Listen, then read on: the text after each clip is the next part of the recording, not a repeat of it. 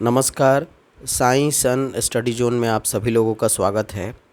और आज के अध्ययन का विषय है एक प्रेरक कहानी जिसका नाम है सबसे गुणी कौन। तो आइए कहानी की शुरुआत करते हैं। बहुत पुरानी बात है।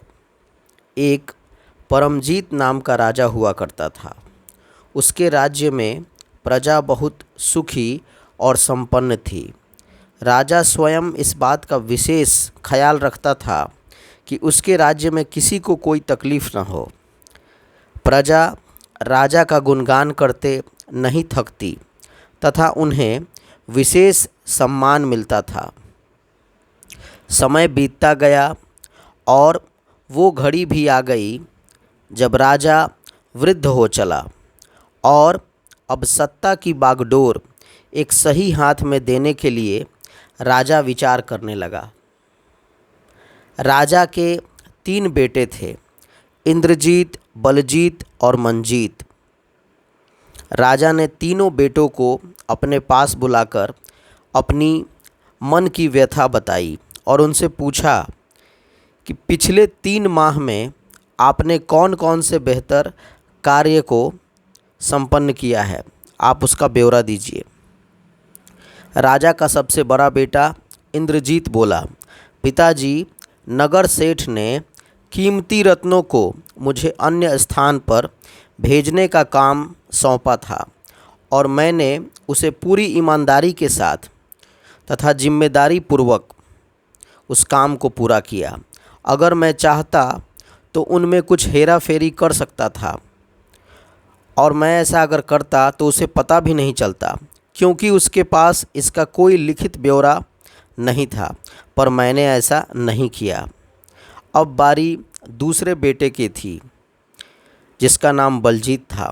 वो बोला, पूज्य पिताजी, कुछ दिनों पहले मैं सरोवर के निकट घूमने गया था। तभी मैंने देखा कि एक बालक उसमें स्नान कर रहा था।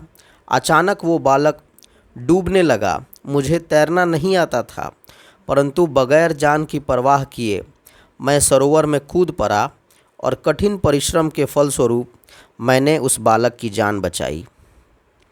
अब आखिर में मंजीत की बारी आई, जो सबसे छोटा लड़का था। वो अपने पिताजी से बोला, आदरणीय बाबूजी, मैं पिछले माह पहाड़ियों के रास्ते गुजर रहा था। तभी मार्ग में मेरा एक शत्रु मुझे दिखाई पड़ा, जो एक चट्टान पर गहरी निद्रा में सो रहा था। मैंने देखा कि अगर वो करवट लेता तो गहरी खाई में चला जाता और उसके प्राण पखेरु उड़ जाते। मैं उसके समीप गया और उसे उठाया तथा खतरे के बारे में आगाह किया।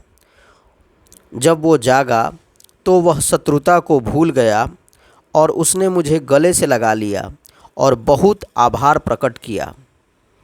राजा ने तीनों बेटों की बात को बड़े ही ध्यान से सुना और सबकी प्रशंसा की, परंतु अंततः इस निष्कर्ष पर पहुंचा कि मंजीत अगला राजा होगा, क्योंकि उसमें जो शत्रुता को मित्रता में बदलने वाली बात दिखी वो सबसे खास और बेहतरीन थी।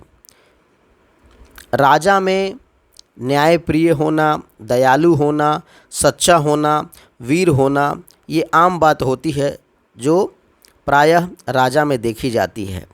लेकिन शत्रु को मित्र बना लेना ये एक बहुत बड़ी काबिलियत और बुद्धि का परिचय है, जो छोटे बेटे मंजीत के कार्य से दिखा था।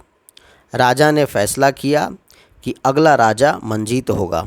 सभी ने राजा के फैसले का स्वागत किया।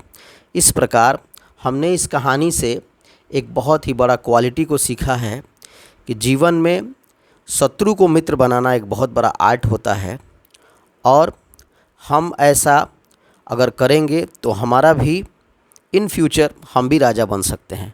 Thank you very much.